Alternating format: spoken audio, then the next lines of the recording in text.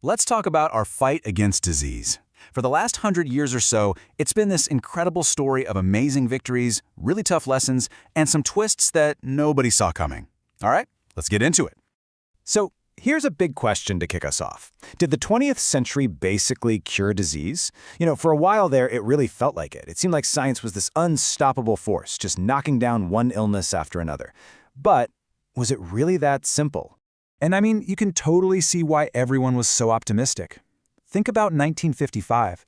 Jonas Salk develops the polio vaccine, and it feels like a miracle.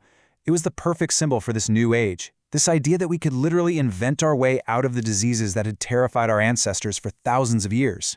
That was the dream. But that dream, well, it pretty quickly ran smack into a very harsh reality. Because it turns out that having a cure in a test tube is one thing, but getting it to everyone in the real world, that's a whole different ballgame, and the first huge obstacle was, and still is, poverty. Okay, take a look at this number.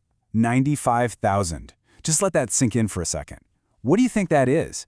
And this isn't some dusty old statistic from a history book. This is happening right now, every single year. That's how many people die from cholera, annually. And here's the really gut-wrenching part. We've known how to beat cholera for a long, long time. This isn't some complex medical puzzle. The problem isn't a lack of science, it's a lack of something as basic as clean drinking water. It's a disease of poverty, plain and simple. And cholera is not some isolated case. You see this pattern again and again. Malaria, it still takes about 600,000 lives a year. Tuberculosis? Yeah, we have antibiotics, but now drug-resistant strains are popping up, and they hit the poorest communities the hardest. And even polio, our big symbol of victory, it's still hanging on in places torn apart by conflict, where just getting a vaccine to a child is a monumental task. So, here's the takeaway. Science can give us the weapons, but poverty and conflict can stop us from ever actually using them. So, as if fighting these ancient diseases wasn't enough, a whole new front opened up in this battle. Just as we were getting a handle on the old enemies, new ones, completely unknown and frankly terrifying, started emerging. This timeline, wow, it's pretty chilling when you see it laid out like this. From the Spanish flu way back in 1918, to the identification of HIV/AIDS in the 80s, and then the more recent shocks of Ebola and, of course, COVID-19, it's just been one new threat after another. Let's start with the Spanish flu in 1918. The death toll was a mind-boggling 20 million people.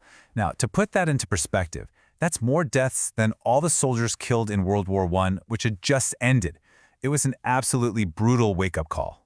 And the challenges just got more complex.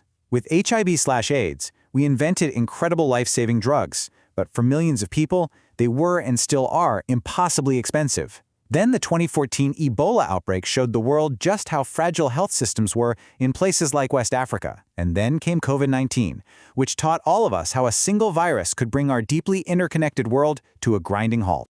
Which brings us to our third, and maybe the most ironic twist in the whole story. While we've been busy fighting poverty and new viruses, we've also gotten really, really good at just keeping people alive longer. And in a strange way, we've kind of become victims of our own success. Seriously, just look at these numbers. They're staggering. Around the year 1900, the average human on this planet lived to be about 32 years old. Today, it's about 73.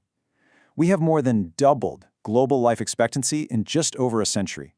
That is one of humanity's greatest ever achievements. But it created a whole new set of problems. We started to see what are called diseases of longevity. Basically, these are health conditions that become way more common for the simple reason that people are living long enough to get them. Our bodies, which maybe weren't designed to go for 80, 90, or even 100 years, start to face entirely new kinds of wear and tear. And of course, we fought back. Heart disease is a perfect example. Back in 1967, Dr. Christian Barner did the first ever heart transplant, which was just revolutionary. And today, we have things like Robert Jarvik's artificial heart, literally pushing the limits of what we thought was possible. And it's not just our hearts. With an aging global population, our brains are facing new challenges too. Neurodegenerative diseases like Alzheimer's have become a huge health concern, a frontier we are still desperately trying to conquer. So, where does all this leave us? Well, we've seen how science can give us a cure, but poverty can stop it in its tracks. We've seen how just when we think we're getting ahead, a new epidemic can come out of nowhere. And we've seen how our single greatest success, living longer, brought with it a whole new category of diseases to fight. So maybe, just maybe, we need to reframe how we think about this. Maybe it's not a war on disease that you can just win like a football game. Maybe it's more like a dance, a complex, constantly evolving dance between us and them. We make a move, they counter. They lead, we adapt. It never, ever stops. And that brings us to one last thought to leave you with. We solved the problem of short lifespans, and that created the problem of longevity diseases. Our solutions always seem to create new, unexpected challenges.